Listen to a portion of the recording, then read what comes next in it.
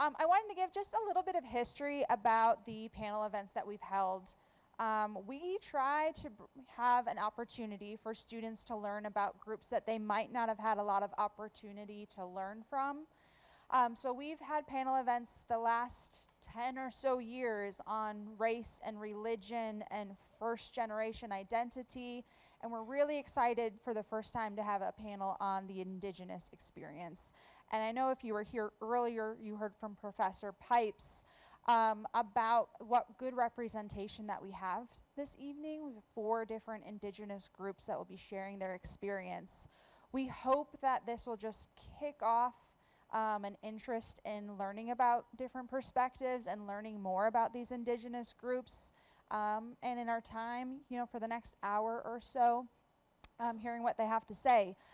We will take questions later on, so if, as we're going along, you think of a question that you'd like to ask, keep it in mind so we can do that during the Q&A portion. And there is a reception afterwards that we hope that you will stay for. And I think that's everything. Welcome. So this is kind of a cool group. We have people from all over, and so I'm just going to have you guys introduce yourselves. Connor, you're up. Is this thing on? I think so. Hello. Hi, my name is Connor McCoy. I am enrolled in the Eastern Band of the Cherokee Indians, and I'm from Cherokee, North Carolina. All right. Sierra? Of course, it's mine that doesn't work. Yeah, and then I'll ask a question. So I'm Sierra, and I'm from the Lumbee tribe. Yeah. I'm Simber. I'm Muskogee Creek out of Oklahoma. We're based in Okmulgee, if you guys know where that is. And I'm Anne Marie, and I am from the Kanaitze tribe in Alaska. All right, so our first question is, Connor, what is your tribal affiliation and what makes your tribe unique? My tribe is, of course, the Eastern Band of the Cherokee Indians, and what makes them unique is we are the furthest east federally recognized tribe of the Cherokee, which includes the United Gadua Band and Cherokee Nation of Oklahoma. We are the only federally recognized tribe as of right now in the state of North Carolina, and one of 5 or 6, I believe, federally recognized tribes in the southeast. Very cool. Connor, can you please explain some of your tattoos for us, please? Yeah, so They're really cool. a lot of my tattoos are in syllabary, which is the Cherokee alphabet, and each letter or symbol represents a sound, and when you put them together, they make a word.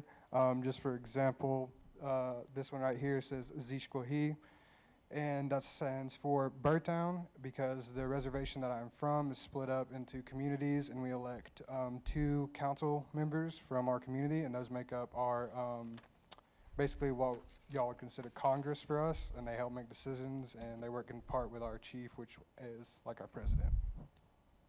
Very cool. All right, Sierra, what is your tribal affiliation and what makes it unique?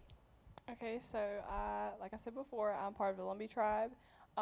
And what makes us unique is that we are not federally recognized.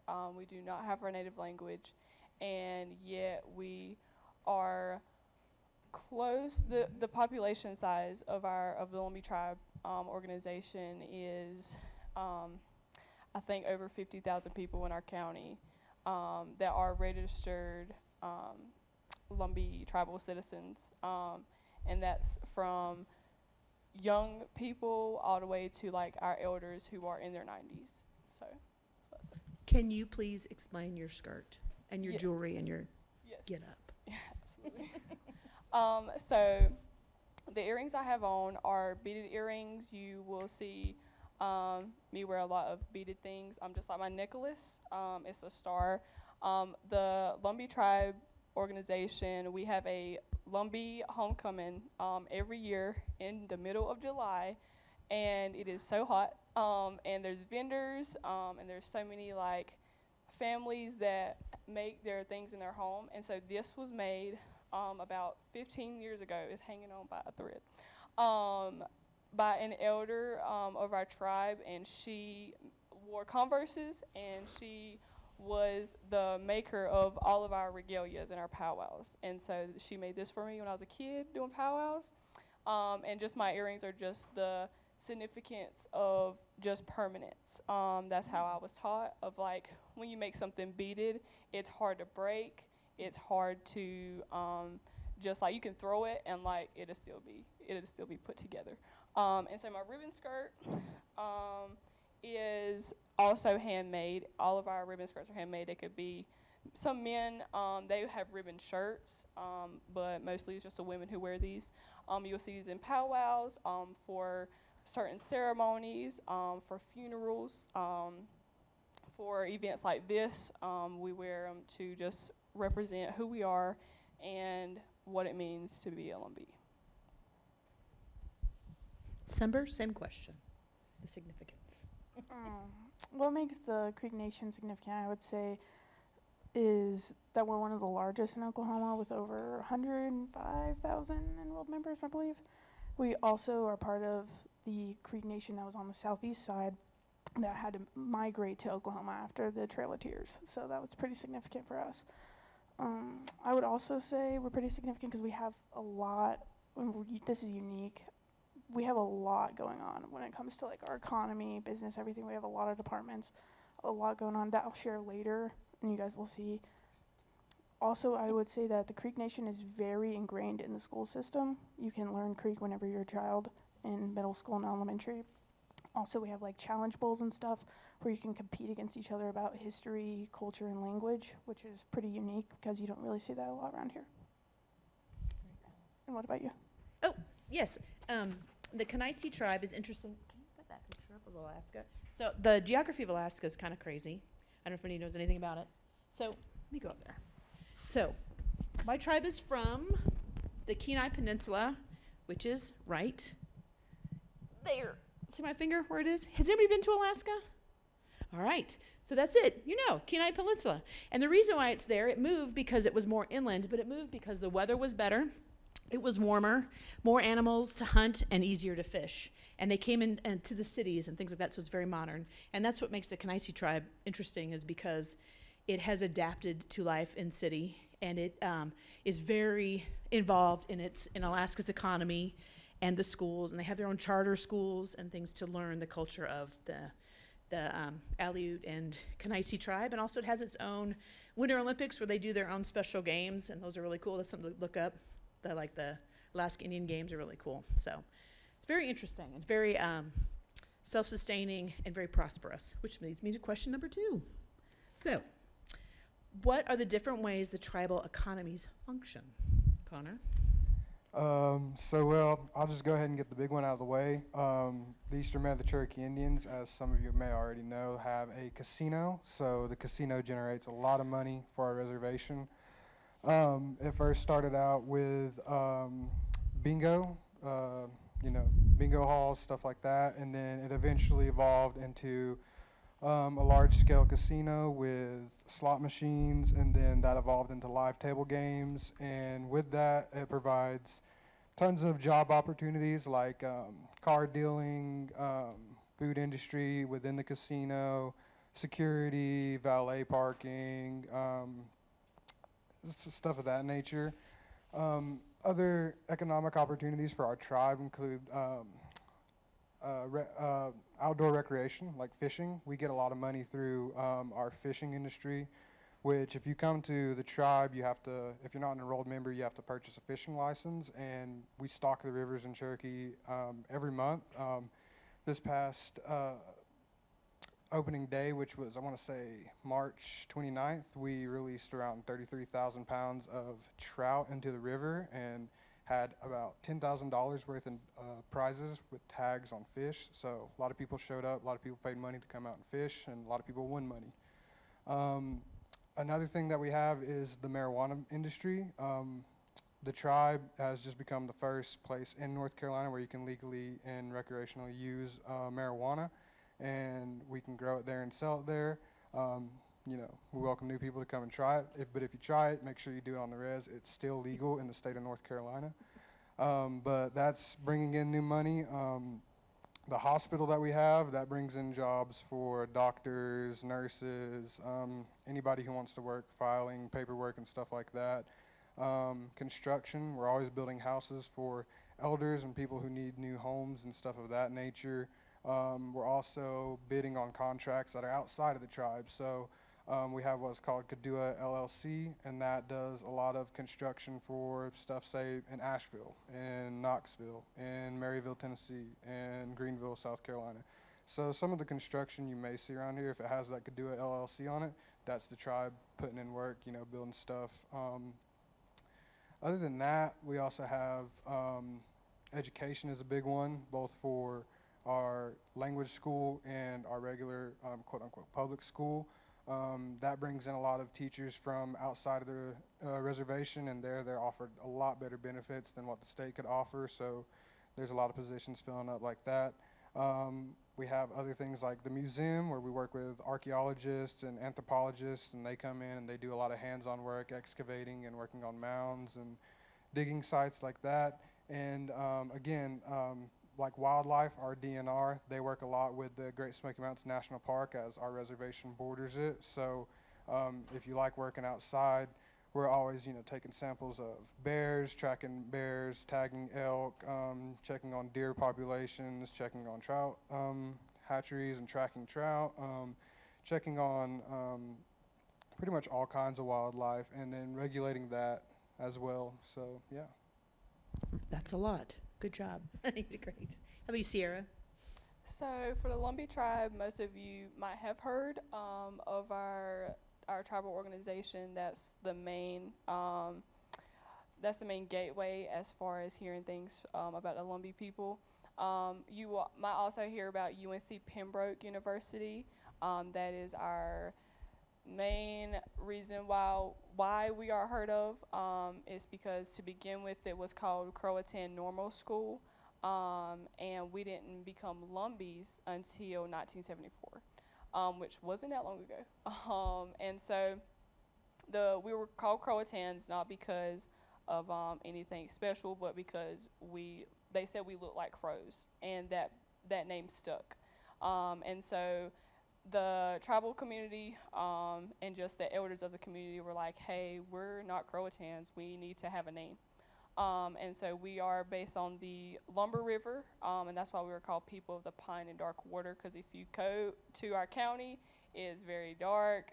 The trees are all pine trees, and most of you I talked to said that you knew of our anthropology department professor. His name is Seth Grooms.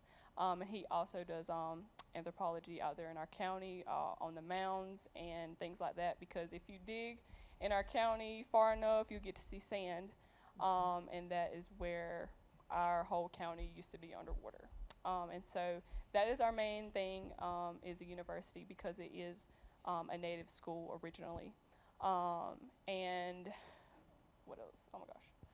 The Lumbee Homecoming, as I mentioned before, is our annual just festival. We have powwows, and it's a week long, and anyone can come, and it's just a wonderful, like, ceremonial event that happens. We are definitely open to everyone coming, because yes, we're not federally recognized, but yet that doesn't make a difference to what we do as a community. And most people that are from Pembroke and from Lumberton and from those counties around us, Scotland County, we all just come home. And that is our main thing, of having that safe place to go to, because you see your cousins, you see your family members, you see your friends, people you went to high school with. And so, yeah, just the concept of just family. Even if you are a stranger, you are our family, if you come to one of these events.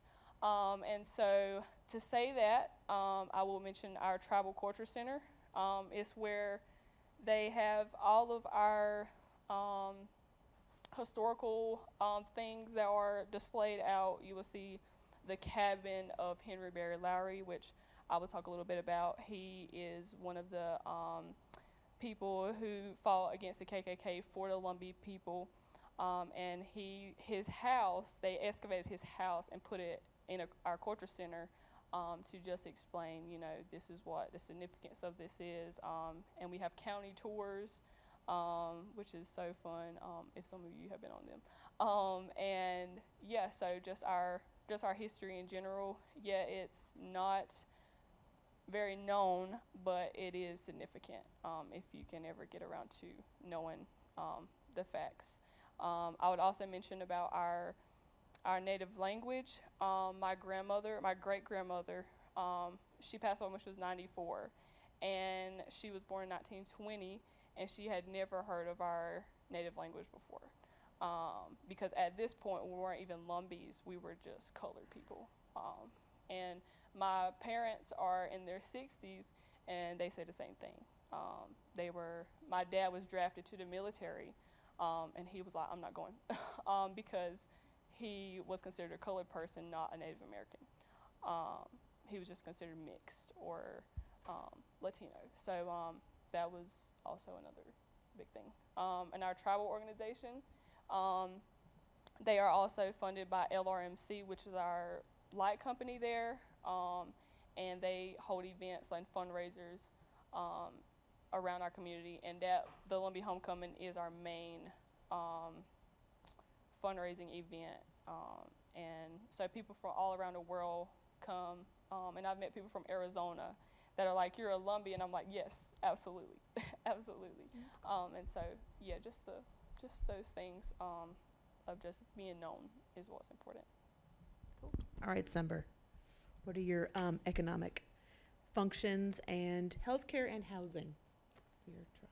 Yeah, so immediately, like Connor said, with the economy, the Creek Nation makes a lot of money off of the casinos. We've got 7 casinos, I think. They're pretty big. I don't know if everybody's ever heard of River Spirit Casino. It's a really big one. It's also a hotel. They have hotels with the casinos, so they generate a lot of money. They also have so with treaties that were broken, the government has now kind of remade them and gives our tribe money, and that's how a lot of the money is also circulated and given for education, scholarships, things like that. Outside of the casino, though, we have our own police. They're called the Light Horse Police, and our own source, 911, you call, and they will just transfer you over. They'll be like, are you Native American? And then they transfer it over. Or, because white cops cannot arrest natives in Oklahoma, they have to be, your own tribe has to arrest you, which is pretty cool. That's fairly recent. 2019, I think, ish. And then, as far as schooling, we have the Muskogee Creek Nation College. It's a smaller college, but you can get some degrees. There's the biggest one that comes out of there, though, is gaming. A degree in gaming, teaching you how to run casinos, how to make them, and things like that. As far as housing, there's a lot of housing. You can get home loans. You can get home, I guess it's assistance, you would say, for if you fall behind. They'll help you with assistance. They'll also help you pay utility bills. They can help you pay daycare expenses, things like that.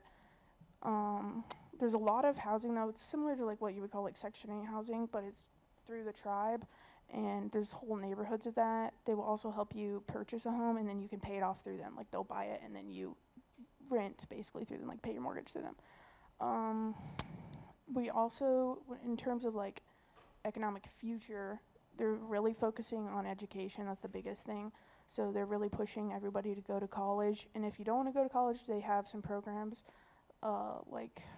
Lineman program is huge right now over there. That's the biggest one. They have I don't know how many is 500 people a semester or something go through it. It's pretty big. Really trying to push that, and welding, things like that. For the most part, the tribe, the economy is for the future. They're really, really focused on the youth and the future of our tribe and making sure everything progresses. That's pretty much it for the economy, though. I would say a lot of it's through the treaties with the government, through the casinos, and then, like Connor said, there's a job anywhere. There's a job anywhere. There's the job of answering the phone, of doing the paperwork. There's the job of, working with the schools, the John O'Malley, which is the higher education. They come to high schools, and they literally, Like they find every Native kid in the school and they put on an entire seminar of why you should go to college and how they're going to help you go through college. Like there's a job everywhere. If you are in need of a job, if you are enrolled with the Creek Nation, they will find one for you. And that's the biggest thing. I would say it's really important too. And it's done a lot for our people. That's basically the same for the Kenites tribe. And also we have a lot of land in Alaska. And land in Alaska means oil. And people want it. So they have a lot of money up there. And they can lease those lands through, they also make money through fishing and subsistent hunting. And also they're very good into pushing entrepreneurial, like Kenites entrepreneurships, and coming up with ideas and then working with the company and getting the idea to fruition and making sure that voices are heard in Alaska. So it's pretty exciting. So the next, oh yeah? Yeah, I just wanted to bounce off what you said about the oil. That's also a big thing. Has anybody in here ever been to Oklahoma, perchance? Yeah? Okay, yeah. Have you ever seen the humongous things of thousands and thousands of gallons of oil everywhere? When people first go, they're like, what is that? I'm like, that's the oil. Like, it's everywhere. Yeah. It's everywhere. That's a big thing, too. I remember when I was growing up as a kid, one time we had like 20 acres, and a long time ago there was oil rigs out there, because if you found it, you could tell the tribe, they immediately go out there and drilling immediately, and you'll get paid for it. It's really cool. But I don't know if anybody went to the Killers of the Flower Moon showing that the business college had that on, I'm pretty sure, right, a little while ago. That really puts an insight on the oil industry of Oklahoma and the sad parts of it as well. But I just wanted to bounce off that and say oil's a big part of it. Yeah. All right, so question number 3. So this question is, what are some of the biggest opportunities? Before I ask this is really cool because I'm older, right? But I met these young kids, and man, when I got to meet you guys and knowing your majors, it was amazing how you would take your major and how you applied it, how you were going to take it back. And just explain that, because that was just so heartwarming to me about the biggest opportunities of your community and how you're going to use, why you chose your major and how you turned it back on your tribes.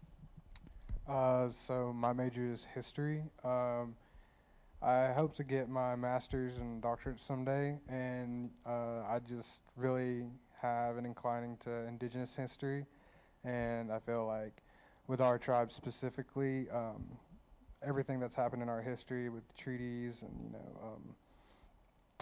events and people and stuff, a lot of that needs to be kept in records and stuff, and a lot of that is used as justification for our federal recognition. So if somebody can master that history and take up all the knowledge from it, that can be applied to help us retain our federal recognition. And so hopefully I'd like to take that back and help with our museum and help with storing all our archives and stuff of that nature, and also just because I want to be able to pass down the knowledge of my tribe's specific history and then just the history of all Native people, to future generations, and help them get a better insight to what it's all about. So yeah.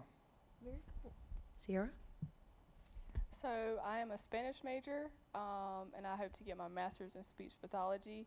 Where I am from, we have a very diverse population and communities around us. You will see a lot of the Latino population where we're from, and they're our neighbors. They're just everywhere, and it's wonderful. And a lot of construction happens in Robeson County, and that is our main way of obtaining money, because most of our community members and just our families just never went to college. And so picking up a trade was the most fastest and simple way to make money.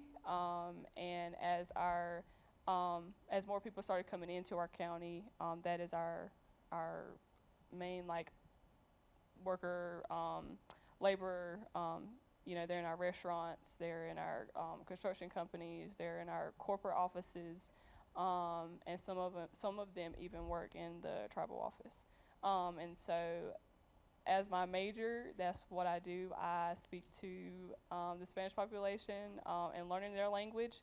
And yes, because I don't have a native language, I know that there are indigenous language that I could learn from the Latino population. And it's wonderful. I have met people who speak their native language in other countries.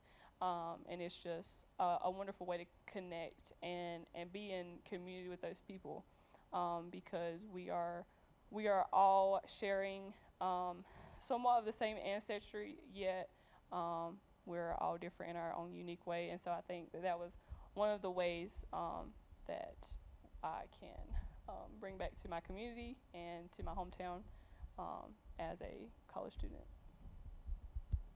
All right, Summer. Oh, I have to brag on Summer. She's actually an EMT, so it's pretty cool, yeah. Thank you. I appreciate it. So I spoke to some of you guys over there at the table, and I told you guys that I'm pre-med. I'm an exercise science major, want to go to medical school. And whenever I first met you, you were asking me about it, and I told you how there's less than 50 Native Americans in medical school each year. So that's total less than 250 right now in the entire state, in the entire country.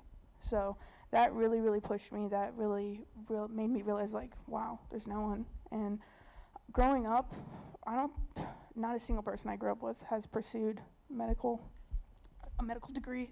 There's a lot going in nursing, a lot that I know of, but no one has gone on to be an MD. And I think it's really something that I could give back to my community and something that I'm really, really interested in. I've always been drawn to. I don't know if I mentioned it before about the hospitals. I don't know. Did you mention the hospital either, Connor? You did? Yeah. We also have a hospital.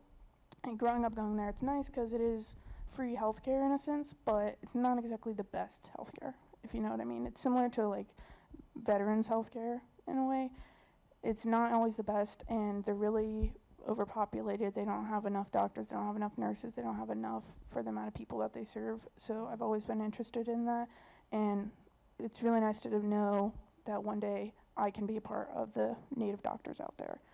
So that's a big reason for me. Very cool. Do they do, because in Alaska they do, where they have the doctors, they'll pay their student loans if they come and work at a hospital? Do they do that? Yeah, Okay. so I can get mine completely paid for Yeah. if I agree to go back to Oklahoma and work for the Creek Nation for like 8 to 10 years or something. So it's definitely a sacrifice to make to go back out there, but it's a good program. But even if you don't, my tribe does offer $14,000 per semester for anybody pursuing their MD. So that's pretty cool, which I really appreciate. Yeah. Very useful for me because it's so expensive, you know. So I'll answer this question too. So one of the opportunities I see in the Kenaisi tribe is the young people, because they are concerned and they are engaged with all the cultures that they've seen that they've lost, and they're interested in bringing back teachers, going back to school in the history of Alaska Natives, and wanting to pursue the language and become doctors and do the same thing, and just entrepreneurship coming back. And I have a lot of friends from high school that moved back to Alaska, and they're teaching and they're helping promote businesses and all kinds of things like that. So yes, it's the youth, it's you guys. It's really cool because it's, when I heard your guys, I was so impressed by you guys and how invested you were. It's very cool, very cool. But I have to ask you, what are the challenges that you faced, Connor? I'd say one of the biggest challenges that I've faced is adjusting to life off of the reservation.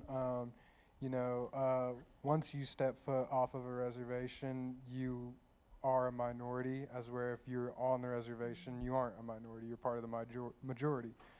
And so coming off of that and having to, make new friends, meet new people, definitely adjust to new cultures and seeing how other people live their lives, it's been really hard. And, not getting to see my family and not getting to see my friends and doing a lot of the traditional stuff I would do, like hunting, fishing, playing ball, things of that nature make it a lot harder to adjust to life like this. And, I was raised by a really old Indian man, so a lot of the stuff that I do is like, bust firewood, go out and forage, and that's kind of hard to do here in Boone.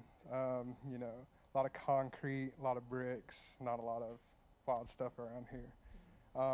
Making new friends is definitely harder because a lot of the people that I meet don't do a lot of the stuff that I like to do. But it is also funner to teach them these things, like going fishing, going hunting, and going foraging. It's really awesome to teach a lot of my friends from Durham or Raleigh or Charlotte, stuff like that. All right, Sierra.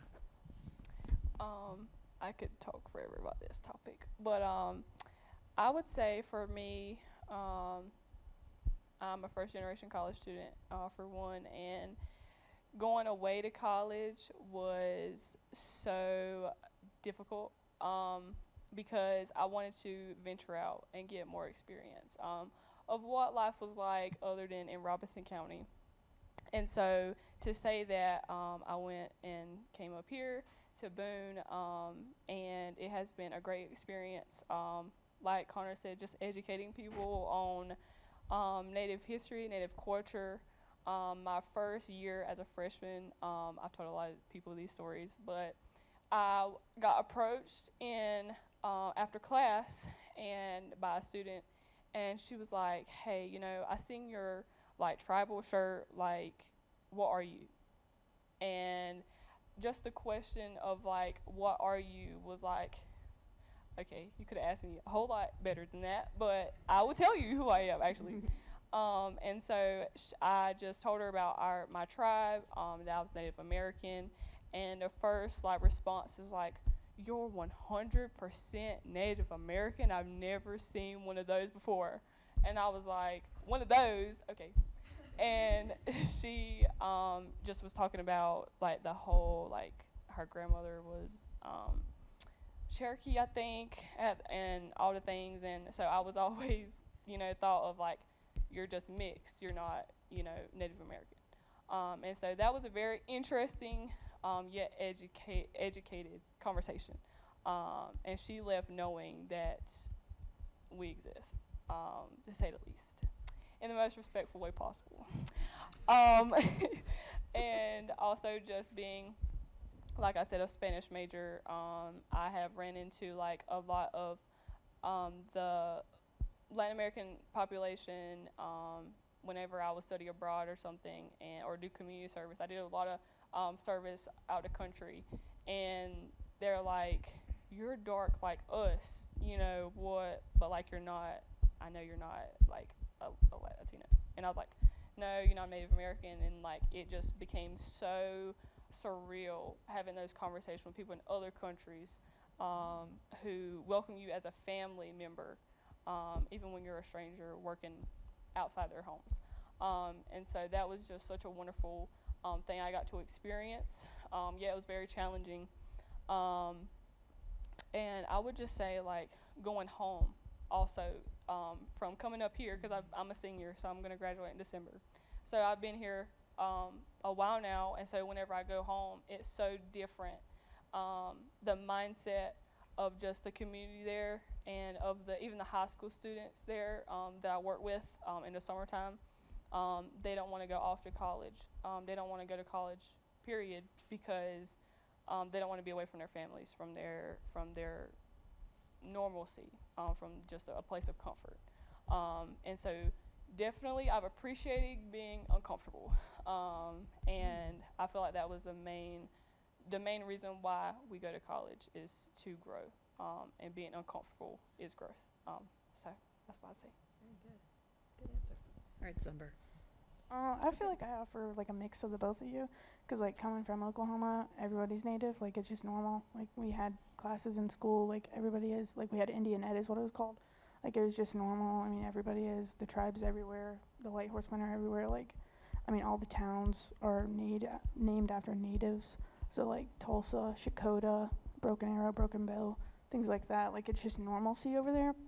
Coming here was a big shock. Like I remember whenever I was in 8th grade and I moved here and I told someone, they're like, "Do you guys live in teepees?" I was like, "No, we are normal people too, which was funny to me. And that's part of the reason we were interested in this as a total, because we were talking like people don't really know about like urban natives. Like they don't know about the average college student. They know about the long far gone history, not the now, so that's one of the reasons we were interested. But in terms of challenges, I would say my biggest challenge has been like opportunities, because neither of my parents graduated high school. I'm the oldest. My parents had me at 20, so it's definitely been hard adjusting, figuring everything out myself. Like I think it was like 4th grade when my parents were like, "Oh, I don't know how to help you on this math anymore," which, to be fair, it is fractions. That stuff's hard, but Yeah, but you're smart. yeah.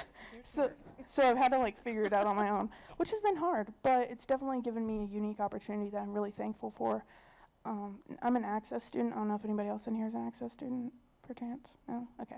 Well, that program has really helped me here at App State, and I've had a lot of help, a lot of success being here, but definitely when I go back home, it's like a different world. Like, my mom, I'm like telling her about my homework, and she's like, I have no idea what you're talking about. And I'm like, it's okay. Like, she doesn't even know my classes probably. Like, I tell her, and it's just like, it just doesn't go through, you know. And I'm the oldest, so it's just a big age gap, so it's just definitely different. It's a sense of responsibility that I think a lot of students maybe don't experience. The same type of responsibility, like knowing you are like the biggest hope for your family, you know. Okay. I guess for me, I haven't had many challenges, but I'm lucky or I'm blessed because my dad grew up in a little native village in Anelchik. People have been to Alaska. Have you heard of a place called Cooper Landing? Okay. Look it up. Yeah, Cooper Landing. So my great-grandfather found that. My maiden name is actually Cooper. So we go way back. But my father, his family left and moved to Anchorage, and he was a first-generation college student. So from then, my sister and I were blessed, and he met my mom in California. My mom's from California. So, but he had challenges, but he was the next generation to move us up and to go away to college. So it's like I'm one generation ahead of you. So that's awesome, you guys. All right. So, I have a question. I was wondering, how did you choose App State, Connor? I chose App State because App State, well, they used to have a partnership with my tribe, but I got terminated because of DEI. But they partnered with my tribe, and they offered some credits and stuff through my high school and because of my tribal identity. And they brought me up here on tour, and it was in the mountains, and I love the mountains, and it's in-state, so it keeps cost of it down a little bit. And I really enjoyed it, and it's far enough from home to where I can get comfortable being away, but it's not, 2, 3, 4 states away. But yeah. Cool. All right, Sierra. I would say for me, I just enjoyed the location.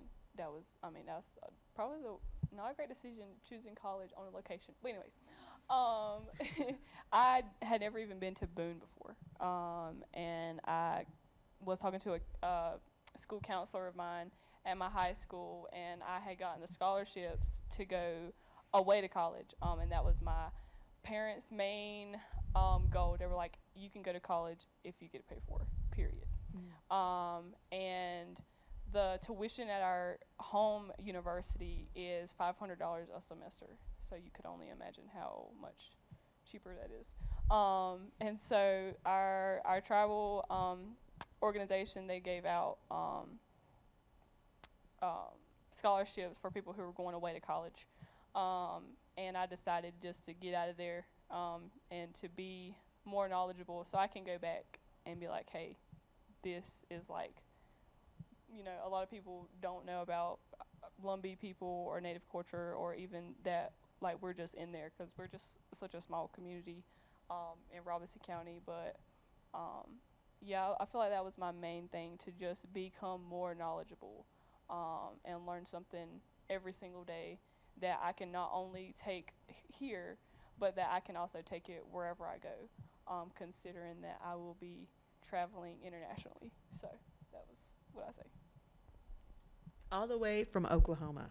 No, you lived in North Carolina, though. You guys I moved moved to North Carolina. back to Okay. North Carolina That's right. before I Okay. came to college, yeah. I always liked App State. I liked the mountains. Whenever I visited it a while back, I think I was in like freshman high school, maybe sophomore, something like that. I visited it. I really liked the location. And then whenever I got the Access scholarship, I was like, okay, that just like seals the deal for me. I'm pretty much going because it's going to be free. So that's also why I went. I just liked the location. I liked the exercise science program too. I mean, I just didn't have a reason not to. For Yeah. me, it was a big reason. Yeah. I chose App State because my husband actually works here. And yeah, I had my own professional organizing business, and I was like, I don't know anything about business. So that's why I went back to school, because I had to learn. So that's why I chose it, and I love it. It's a great school. So, all right. So that closes our panel. Do we have any questions from the audience? Yes. Yeah, here you go. Okay, sorry.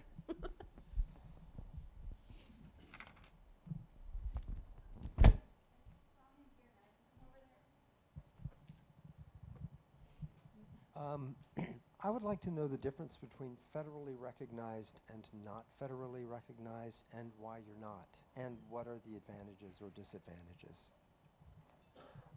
Okay, so when it comes to tribes, there is non-recognized, which are just groups that aren't recognized by a governmental entity, and then there's state recognized and federally recognized, and they both are recognized by government entities. Federally recognized means that you are recognized both by the state of which your tribe or nation resides in, and then you are recognized by the federal government, meaning through some sort of way, whether it be through treaties, ties, or through proof or such of that. That means that the United States Congress, the President, and the Senate, and the Supreme Court recognize you as a sovereign nation and let you operate with some autonomy. State just means that the state recognizes you and recognizes you as a tribal and an entity, but you don't get the benefits that you would if you were federally recognized. One of those big differences that federally recognized tribes get is that you can, most of the time, depending on legality in states and such as that nature, you can run a casino like how our tribe does. You can have a marijuana dispensary like our tribe has. You can regulate hunting, fishing, stuff like our tribe has, is where if you're state recognized, you don't really have that. And then also another big identification of federally recognized and state recognized is that federally recognized tribes are the only ones that will have reservations or land trusts. Okay. So my tribe, like I've said before, is not federally recognized. We recently became state recognized, and it's not even set in stone. Nothing is set in stone. It's always just like word of mouth. And so it's kind of like, we know y'all are there, but no, you know. And so it's kind of like Connor was saying, like just the autonomy that we have as a tribal government is so limited, and it's not just about money. And I think that's what a lot of people just kind of see. Even our tribal organization, you know, they've pushed to be federally recognized so often, and there's more. The more people that are becoming curious within our community, the more things that are being dug up from history. And our language was one of them. Just our whole like land issue, like the whole 9 yards. It has all been just an up in the air type of thing. And so education, anything dealing with education is all funded by our tribal organization. There's no federal anything going into our tribe other than our organization. Also to put on that, when I say autonomy, it also means that federally recognized tribes can have their own form of government.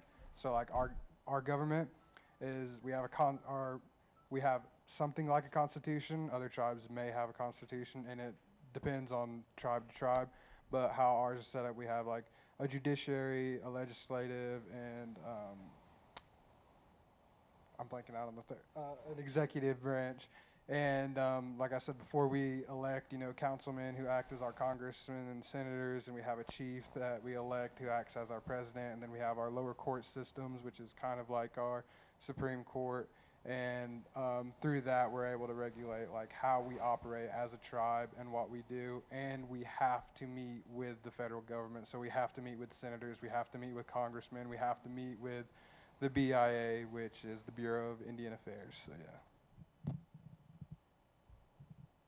I was also just going to mention, not being federally recognized is hurtful in the sense of Sierra's not able to qualify for the same scholarships that Connor and I might be able to qualify because she's not federally recognized. Like, whenever I first got here, I got a small scholarship for being a Native American student, but you had to submit your tribal card. Do you guys have tribal cards? I can't remember. Yeah, you do. Yeah.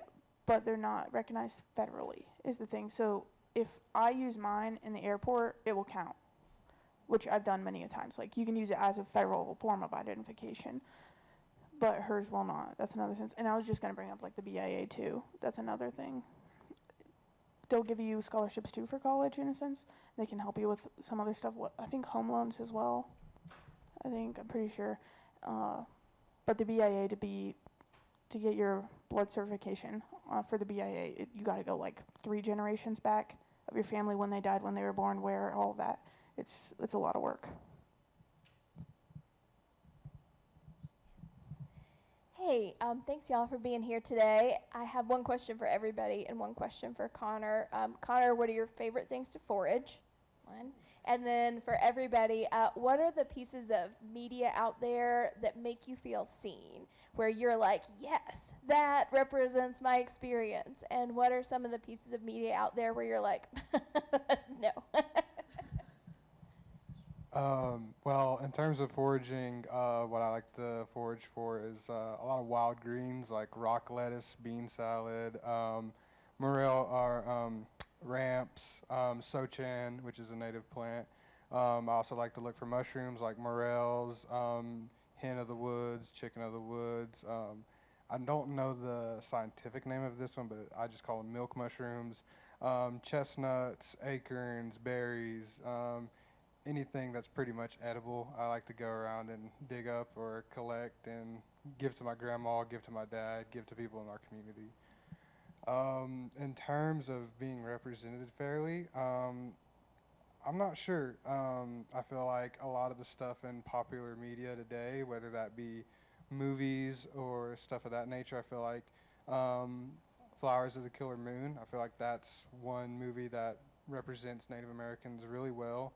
But then I also feel like there's a lot out there that either doesn't fully represent us and I can't identify with, or just doesn't do it in the right way that I feel is right.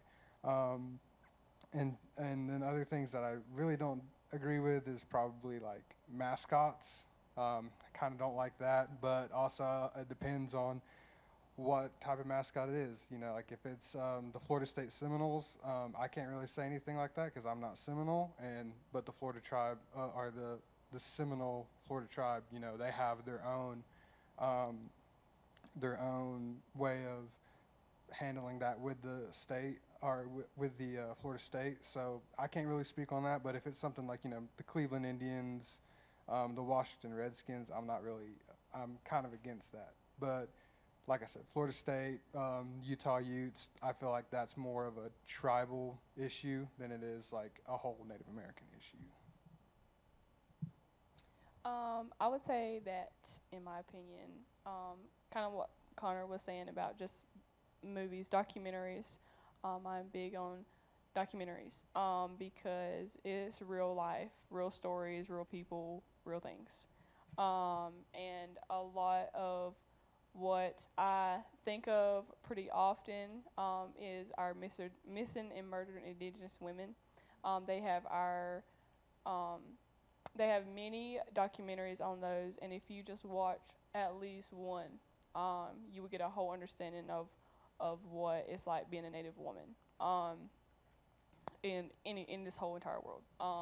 And I would just say just the experiences of sharing stories is also another big thing. I don't think you can put anything on the news or anything on TV that's worth watching nowadays. Just telling stories and being like so personal with your experiences and what we have all went through is important. And I think that's the most, not only sacred, but the most significant way to share about anything. Gosh, not much left to say after that. But if we're talking like fictional, I'd say like Reservation Dogs is a pretty good show. I like that one. And it's filmed in like the Okmulgee Beggs area where I grew up and I'm from, so I thought that was really cool seeing like stuff from that area. But I agree with the documentaries. That's a big thing. If you watch one, it will touch your heart. There's a documentary on Netflix, sorry.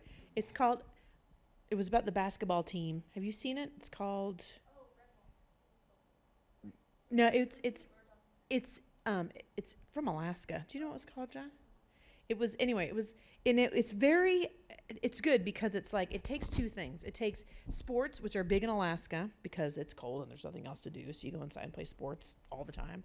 And then, but it's a mixture of they're losing their athletes because they dive for what are they looking for? They're looking for like albacore, or they're looking for oysters and things. So they have a lot of accidents. A lot of kids die because they feel like they have no future, so they stay with their parents' business there, their families, and so they don't leave. But there's coaches that are trying to push them to leave, and it's like this mix of old traditions and new cultures, and it's a true documentary, and it's about Alaska Nets, and it's really good though. You have to watch it, but it's a really good representation of old traditional Inuit ways, and then how it's trying to be more modern. And it's sad though, but there's good things too, like also the Alaska Native Games, which we talked about. Look for that on Instagram. Really cool, good athletes. Like I said, there's a lot of sports in Alaska because there's nothing else to do. So yeah, in the wintertime. Yeah. I'll also say, if you want a good movie that I feel like does a good representation of Native Americans, it's kind of a comedic and contemporary way of portraying Native Americans. Smoke Signals, that's a really good movie, and that's one of my favorite movies.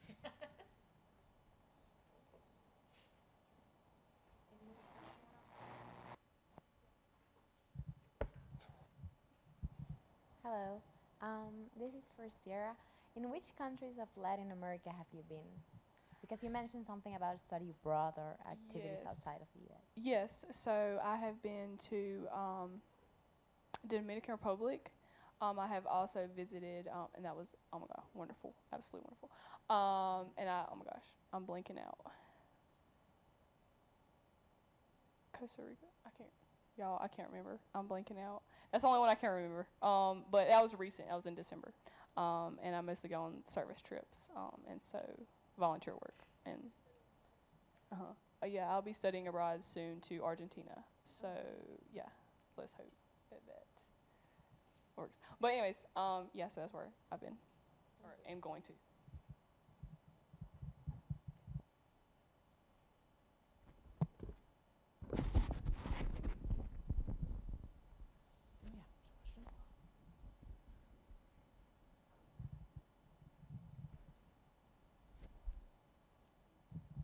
I just wanted to ask a question about online learning, just because I'm kind of connecting to your story, Connor, about that feeling of missing home and all of the culture there that it's just so hard to translate when you're here or somewhere else.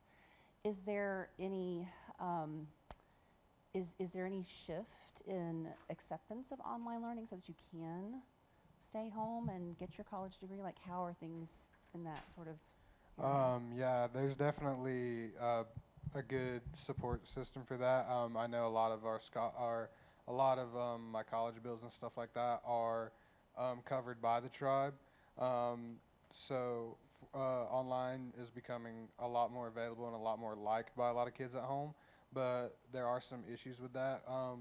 Like, number one, if you're going to do online, you have to stay on the res. You can't leave. You can't move off of it to receive full funding for that.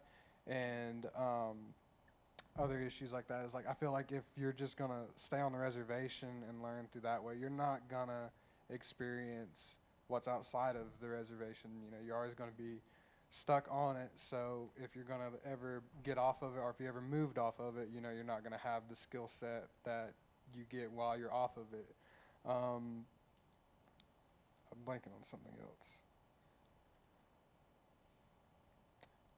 Yeah.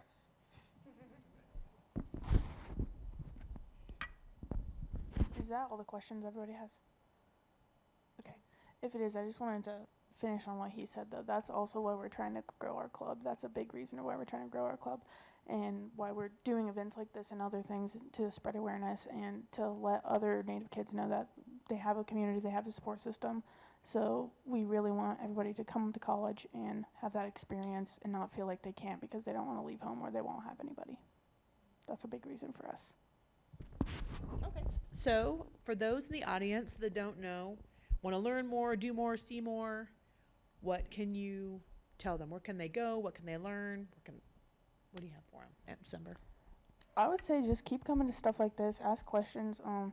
We don't discriminate in our club. So, like, if you want to come and just chat for a time, show up. We'll talk to you. Ask whatever you want. We'll hang out. We're nice people. We meet every Tuesday at 6 p.m. What's the room number? I know it's Snake Mountain. 136 in Student Union. We have another event, hopefully, this upcoming Sunday, Easter egg hunt at the hospitality house for the kids there. They love it. It's really nice. It will warm your heart. We do a lot of community stuff. So if you're interested, let us know. Also, anybody who likes gardening, Connor is really awesome in the garden, and we have a garden at the Blue Ridge Conservancy. And that's starting soon, right? Yeah, okay. April? End of April? Okay. So if you're interested or want to see it or want to help us out with that, just let us know. Same at appstate.edu. Also, we just want you guys just to be involved. I love this turnout today. There is so many people here, y'all. Anyway, and I just thank y'all for coming and just being curious. And as I've said before, there's no stupid questions. I have gotten all the stupid questions, and they're not stupid. They just don't know. And so, yeah, y'all just ask all the questions, even if you think you just don't know. Ask anyways, because I probably don't know either. I'm just kidding. But yeah, so I just thank y'all for coming and listening to our stories and who we are. So yeah, all right, thank you. I'll also add on to that. Just because we're also all native here, we don't speak for like every single native. So if you have questions, it's best to ask anybody who's native, like what their tribal affiliation is, what their life is like, what their culture is like, because it's going to vary from person to person, tribe to tribe. And I mean, if you look at us, we all don't look the same. So like you're going to meet in life, you'll probably meet a bunch of people who may not fit your stereotypical depiction of what a Native American person looks like, but they are Native and they have their own experience and their own stuff to share. And if you're going to ask them questions, just do it respectfully.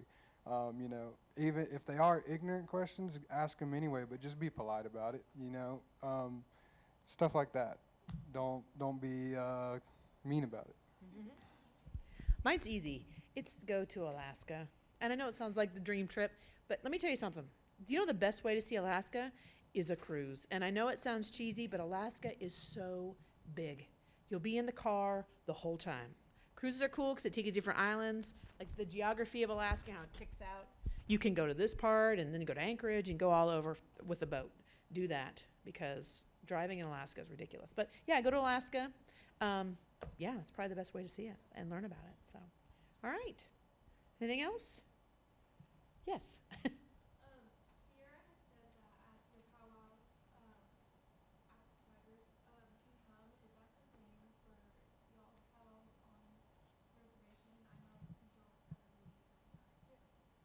Yeah, of course.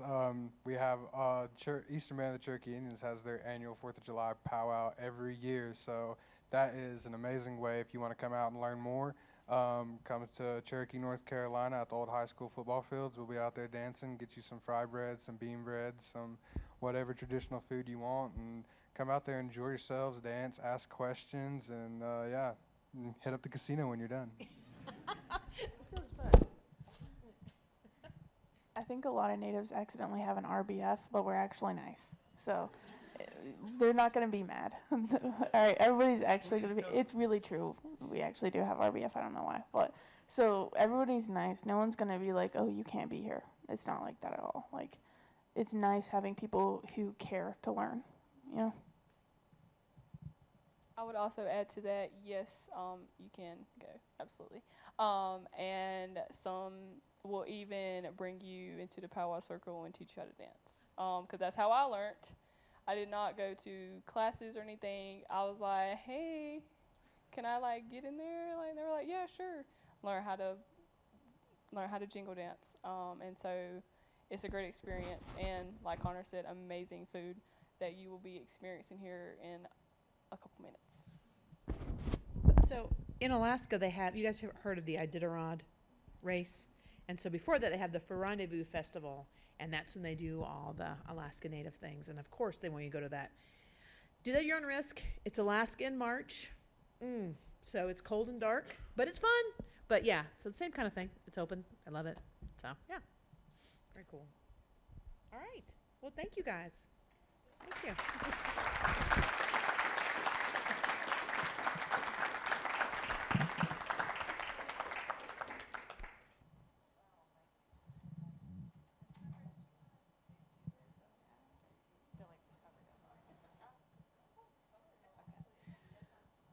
No. All right. Well, thank you so much to Sierra, Sember, Connor, Anne Marie. Thank you for sharing your unique experiences, unique perspectives.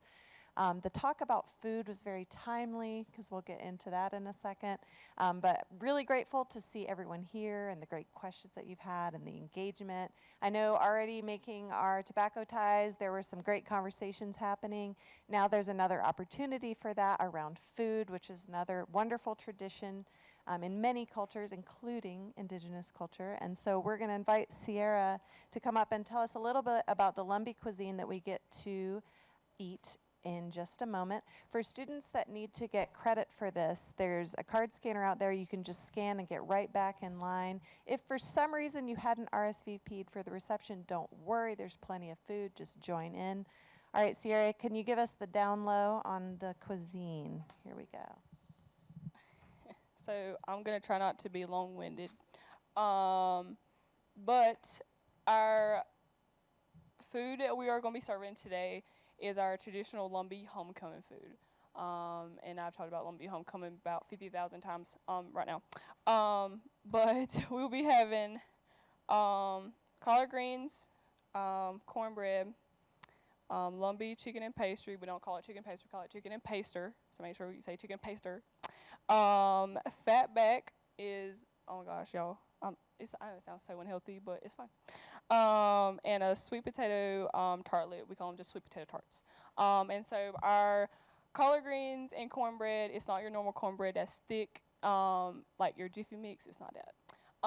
It's like your thin cornbread. It's like a fritter. So I guess you could call it like that.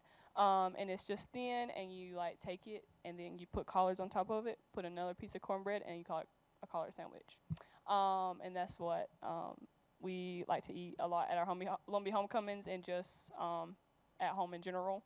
We also have, okay, it's going to be hard for me to explain, but it's called chow chow, and it's not a dog. That's nasty. But chow chow is kind of like a topping. It's kind of like a relish of that you would put on top of your cornbread or on top of your collards and cornbread. And it's just very sweet. And if you like pickles, you'll like this. And it could be like very sweet, it could be very hot, and you can make it all kind of ways. You can also buy it at a store, which is very surprising to me. But you can. I don't know where, but you can. You can. Where? Yes, thank you. At Mass General Store, and they have it in these jars, and it is like delicious. And then your sweet potato tart is just something to just seal the deal. That's as my grandmother would say. And it's just something sweet, something tart. And if you like sweet potato fries, you'll like these. Save it's not fried, it's very tasty. It's like a pastry. And so yeah. If you have any questions, let me know. There's so much more background on this food, but yeah, it's just Lumbee homecoming food. So enjoy yourself and welcome home.